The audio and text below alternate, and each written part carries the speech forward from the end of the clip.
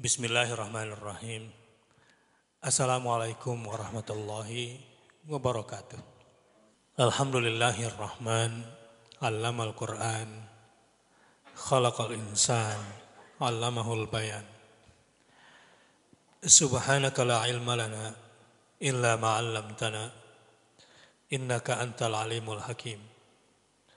Rabbi zidni ilma. Allahumma salli ala Muhammadin wa alihi wa sahbihi ajma'in wa ba'd. Baik, tentang nisfu Sya'ban. Sesungguhnya ini adalah tradisi, adalah budaya yang tidak ada satu dalil yang kuat pun yang membenarkan semua bentuk ritual yang dikait-kaitkan dengan nisfu Sya'ban, pertengahan bulan Sya'ban. Jadi kalaupun ada yang menyebar-jebarkan, ya mungkin niat baik-baik saja gitu. Tetapi beragama ini nggak bisa seperti itu. Jadi kalau dalam beragama itu ketika terjadi khilaf, satu prinsip yang harus dipegang. Qul hatu burhanakum in kuntum shadiqin. Datangkan buktimu, bukti kebenaranmu kalau memang kamu orang yang benar. Datangkan burhan. Argumen berikut dalil kuatnya. Itu kalau kita tidak ingin menyimpang dalam praktek beragama. Jadi yang menjadi persoalan kenapa ini kemudian menyebar adalah ya pokoknya ingin baik aja gitu atas nama agama. Nah ini kalau dalam beragama itu ada aturan main. Man amila amalan laisa fihi amruna fahuwa radd. Amalan apa saja di dalam agama jika tidak ada perintahnya maka tertolak. Nah, solusinya apa yang bagus kita lakukan menurut dalil yang sah. Yang pertama puasa bait. Puasa putih 13, 14 dan 15. Itu kan berarti dari 2 hari yang lalu ya. Ya. Dari kemarin. Besok 15, jadi dari kemarin. Ya. Itu puasa bait. Yang kedua, bayar utang. Yang lupa-lupa ini. Jangan sampai nisfu Sya'ban malah enggak bayar utang. Yang wajib tidak ditunaikan, yang tidak sunnah malah dibesar-besarkan. Yang kedua, bukan baca Yasin sekian puluh kali yang harus kita lakukan. Harusnya kita sekarang nih warming up, try out latihan baca Quran yang banyak supaya masuk ke Ramadan kita langsung on the road. Supaya lancar bacanya. Karena udah 1 tahun gak baca Quran tuh biasanya dreg-deg gitu. Ketika diajak tadarus. Kemudian ya warming up pula puasa-puasa sunnah. Puasa-puasa sunnah yang masih ada Senin Kamis misalnya selain bayar utang. Yang qiyamul lail.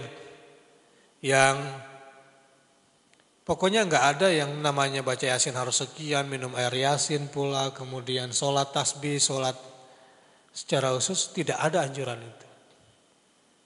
Dalam beragama itu, man amila amalan laisa fihi amruna fahuwa rad. Saya kira prinsip itu harus dipegang. Amalan apa saja yang tidak diperintahkan maka dia tertolak. Itu paling ringan. Khawatirnya masuk kepada mengada-ngada atau bid'ah. Wa kullu dhalalatin finnar. Mengada-ngada itu bisa menyebabkan kita masuk neraka. Jadi ada ibadah yang membuat kita masuk neraka. Nah biasanya sebelum saya langsung kepada penyebab masuk neraka itu, kenapa nisfu Sya'ban ini biasanya beredar? Karena biasanya satu kultus. Bukan dalil. Kata Ustadz ini, titik.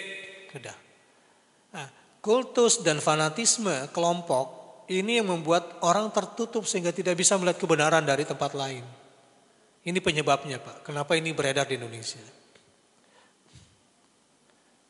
Yang kedua, umat ini tidak punya prinsip dalam beribadah. Ketika terjadi perbedaan silang pendapat, qul hatu burhanakum in kuntum shadiqin.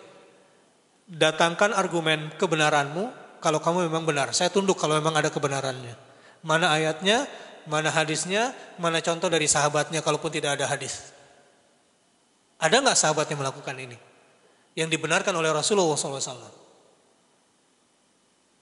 Sebab bahaya kalau beragama itu berdasarkan fanatisme buta, mengikuti perasaan yang penting maknyos gitu, atau sebatas logika tanpa dasar dalil. Maka ada moto yang harus kita pegang, Pak, dalam beragama itu. Selain man amila amalan laisa fi amruna fahuwa rad, ini hadis, barang siapa yang mengerjakan sebuah amalan agama tapi tidak ada perintahnya, tertolak.